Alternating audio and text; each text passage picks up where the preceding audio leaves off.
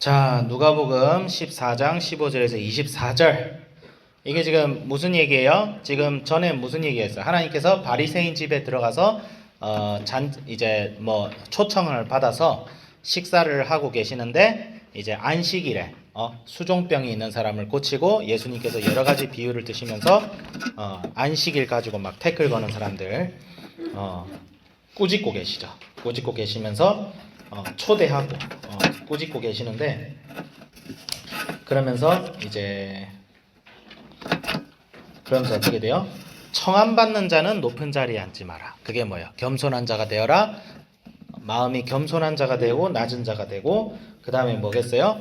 오히려 너에게 갚을 것이 없는 사람을 초청해라. 그러고 있죠. 네, 그렇게 하니까 예수님께서 이 말씀하시니까 이게 꼭 이런 사람들이 있어요. 여러분 경험해 봤을 거예요. 막 친구들하고 막 어제 본 영화 얘기하고 있는데 갑자기 옆에 가만히 듣던 애가 갑자기 딴소리가 갑자기 막 조스바가 먹고 싶다고 막 그러고 이상한 소리 하는 애들 가끔 있죠. 막 대화하는데 대화하고 아무 상관없는 말을 갑자기 하는 애들 있죠. 여기 함께 먹는 사람 중 한 명이 딱 그랬어요. 갑자기 예수님께서 그 가난한 자를 초청하고 갚을 것이 없는 자를 초청하라 그랬더니, 아니 갑자기 뚱딴지같이 하나님 나라에서 떡을 먹는 자는 복되도다 이러고 있어요. 개소리지 완전. 뭔 소리야 이게 도대체. 무슨 맥락에서 이런 소리를 하는지 모르겠어요. 그렇죠? 예, 갑자기 뚱딴지 같은 소리를 하는 거예요. 그런데 예수님께서 뭐예요? 이런 뚱딴지 같은 소리로도 하나님께서 복음을 전하십니다. 아주 중요한 말씀이에요. 잔치의 비유. 하나님 나라는 마치 잔치와 같다는 거예요. 너는 왜 머리 스타일이 그러니? 저기 좀 풀어줄래? 저 집중이 안 돼가지고. 내가 지금 감정이입해서 복음 전하는데 갑자기 막 코비가 나타나가지고 그러면 안 된단 말이야. 내가 주여 예수님 갑자기 코비 이러면 안 된단 말이야. 이게 좀 집중해 주세요. 알겠죠? 내가 여기 있으면 긴장이 되는 자리이기 때문에 집중해 주시기 바랍니다. 자, 갑자기 떡을 먹는 자는 복이 있도다 이러는 거야. 그러니까 그래서 예수님이 그 엉뚱한 말을 사용하셔서 뭐라 해요? 잔치의 비유를 드십니다. 이 잔치의 이야기는 이렇게 시작합니다. 잔치가 열렸어요. 어떤 사람이 큰 잔치를 열고 사람들을 초청합니다. 근데 보통 고대 근동에서는 잔치를 열기 몇 개월 전에 이미 초청장을 보내요. 그래서 오기로 화답을 받았어요. 그래서 뭐라고 하는 거예요?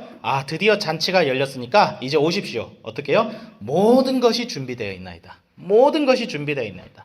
옛날에 잔치에 들어갈 때는 잔치에 맞는 예복을 입는 것이 그 당시에 예의였어요. 근데 잔치를 여는 사람은 그 잔치의 예복까지 다 준비해줘요. 예를 들어서 우리 어디 막 고급 파티에 가면 옷을 좀 잘 차려입어야 되잖아요. 그치? 근데 격식 있는 곳에는 그 파티에 입을 예복까지도 다 준비해줘요. 여성이면 드레스, 남성이면 풀슈트로 딱 멋있게 나비 넥타이 딱 해가지고. 여러분들이 그런 자리에 나중에 뭐 갈 일이 생기면 옷에 진짜 신경 많이 써야 돼요. 굳이 비싼 걸 입을 필요는 없지만 어떤 사람들은 비싼 걸 못 사니까 빌려 그걸. 그 빌려 대여해주는 업체가 있어요. 몇 천만 원짜리 수트를 이제 자기가 살 수 없으니까 빌려서라도 입고 와요. 그 잔치에. 자신의 품위를 유지하기 위해서 입고 오는데 모든 것이 준비되어 있다. 예복 없으면 우리 주인님께서 예복도 빌려주십니다. 그냥 오십시오. 몸만 오세요. 몸만 오세요. 돈 없어도 됩니다. 몸만 오세요. 이러고 있는데 사람들이 뭐라고 해요? 다 사양합니다. 잔치에 초청을 미리 받았던 사람들이 사양한데 어떤 사람 뭐예요? 내가 땅을 샀는데 땅 좀 보러 가야겠습니다. 청컨대 나를 양해하도록 하라. 이게 뭐예요? 내가 못 가겠다. 어떤 사람 뭐예요? 나는 소를 5겨리를 샀다. 그러니까 못 가겠다. 이 사람은 나는 장가를 들었으니까 못 가겠다. 뭔 소리야? 그 장가 다른 날에 가면 되지 뭐. 잔치가 몇 개월 전에 약속이 됐잖아요. 그렇죠? 잔치가 몇 개월 전에 약속이 됐으면 땅을 사든 소를 사든 장가를 들든 여러분 생각해봐요. 먼저 한 약속이 있어요. 그럼 먼저 한 약속을 조정해야 돼요? 나중에 한 약속을 조정해야 돼요? 여러분 인간관계에서 이거 되게 중요합니다. 여러분이 사람들하고 약속을 할 때 선약이 항상 우선이 돼야 돼요. 웬만한 중요한 일이 아닌 이상은 선약이 우선이 돼야 돼. 선약을 조정하는 거는 무슨 의미예요? 먼저 약속한 사람에 대한 예의가 원래 아니에요. 그러니까 여러분이 인간관계를 할 때 선약이 있는데 다른 약속을 같이 잡는다든지 그래놓고 그 약속 선약을 폐기하고 내가 못 가겠다고 하루도 안 돼서 막 얘기를 한다든지 이거 대단히 실례예요. 약속을 한번 했으면 그것을 변동할 때는 미리 얘기를 해줘야 돼요. 근데 그러니까 이게 뭐예요? 잔치에 초청한 사람들에 대한 예의가 아닌 예의를 밥 말아 먹은 거예요. 한마디로 엄청나게 무례한 짓을 한 거예요. 이 당시 풍습에서도 이렇게 당일날 초청을 했는데 내가 못 오겠다는 건 진짜 잘못된 거예요. 뭐 부모님이 돌아가셨다든지 이 정도 수준이 아닌 이상은 결혼도 사실 결혼 일정도 나중에 잡아야지. 그다 변명이잖아요. 그러니까 아주 잘못된 거예요. 그랬더니 주인이 고하니 집주인이 어떻게 했어요? 21절에 노하더라. 노한 거예요. 내 잔치집에 네가 오기로 해놓고서 안 온 거예요. 그 당일날에. 화 안 나요? 화 엄청 나죠. 그랬더니 집주인이 화가 나서 빨리 시내와 골목에 나가서 가난한 자들과 몸이 불편한 자들과 맹인들과 저는 자들을 데려와라. 데려왔더니 잔치에 아직 사람들이 더 남습니다 하니까 빨리 그냥 아무 때나 가가지고 길이나 산에 올라가서 그냥 만나는 사람마다 데려와라. 만나는 사람마다 와서 나의 집을 채우라. 누구든지 먼저 청함을 받았으나 나의 잔치 초청을 거절한 자들은 결단코 내 잔치를 맛보지 못하리라. 이렇게 얘기하십니다. 이게 도대체 무슨 말일까요? 이게 도대체 무슨 말이야? 잔치가 뭐예요? 성경에서 잔치의 비유는 굉장히 간단합니다. 굉장히 딱 몇 가지를 얘기할 수 있어요. 요한계시록 19장 7절에서 9절에는 뭐가 나와요? 7절 우리가 즐거워하고 크게 기뻐하며 그에게 영광을 돌리되 어린 양의 혼인기약이 이르렀고 그의 아내가 자신을 준비하였으므로 그에게 빛나고 깨끗한 세마포 옷을 입도록 허락하셨으니 이 세마포 옷은 성도들의 옳은 행실이로다 하더라. 천사가 내게 말하기를 기록하라. 어린 양의 혼인잔치에 청함을 받은 자들은 복이 있도다 하고 또 내게 말하되 이것은 하나님의 참되신 말씀이라. 성경에서 보통 잔치를 얘기하면 하나님과 우리 사이에 그런 관계 아래서 잔치를 말하는 거예요. 혼인잔치. 우리가 요한계시록에 예수님께서 이 땅에 다시 오실 때에 청함을 받았던 자들, 그 청함에 의하였던 택함 받은 자들, 즉 예수님을 내 인생의 주인과 왕으로 영접하고 그리스도의 백성이 된 자들은 하나님 나라의 잔치에 참여합니다. 그거는 뭐예요?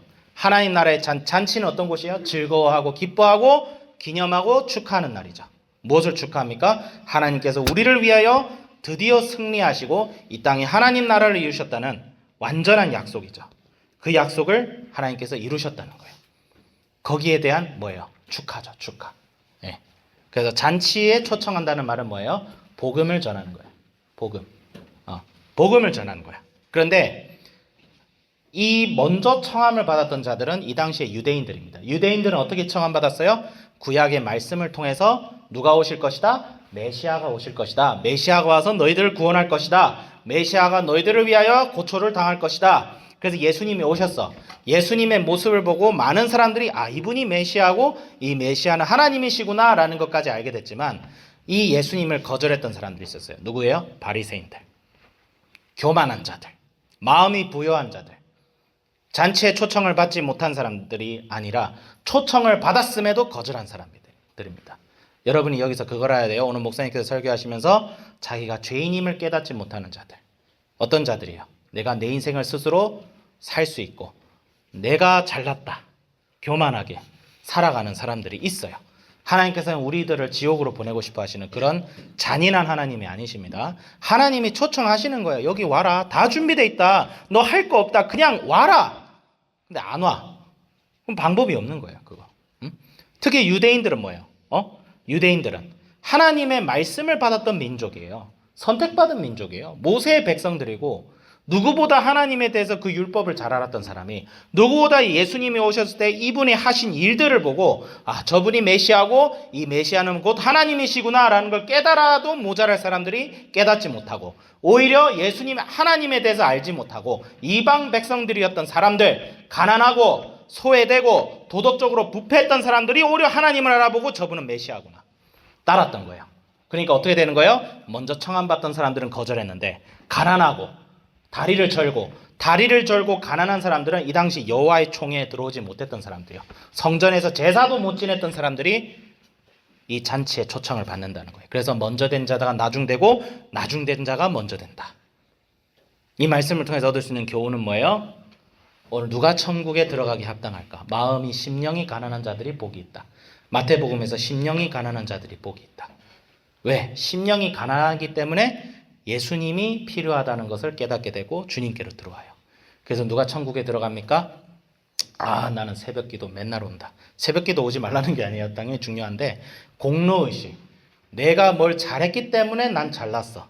나의 거룩함을 다른 사람에게 뽐내고 싶고 다른 사람을 나보다 낮게 여기고 그런 사람들이 예수님을 믿을 수 있을까? 그거 생각해 봐야 돼요. 예수님 안 믿을 수도 있어요. 마음이 높은 사람들은 하나님의 잔치에 참여하기가 어렵습니다. 그래서 부자가 천국에 들어가는 것이 낙타가 바늘기에 들어가는 것보다 어렵다. 이 말씀이 있어요.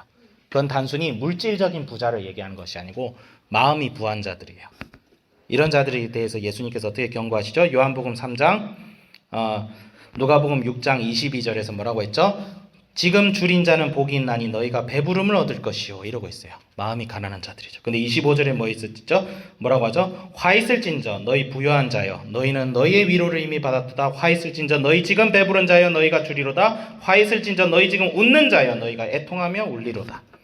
이런 말씀이 있어요. 그래서 우리 하나님 앞에 나아가는 때는 어떤 마음을 가져야 되나요? 가난하고 내가 정말 아무것도 아닌 존재구나. 그것을 빨리 깨닫고 내가 내 인생을 내가 스스로 살아갈 수가 없는 존재구나라는 사실을 빨리 깨닫고 주님께 하루라도 빨리 한 살이라도 젊을 때 나아갈 때 진정으로 예수님을 만난다. 그러니까 여러분이 예수님을 만나고 신앙생활할 때 반드시 어떻게 해요? 내 인생에 어려움이 찾아올 때가 분명히 있어요. 그럴 때에 그 어려움을 붙잡고 주님께로 나아가야 돼요.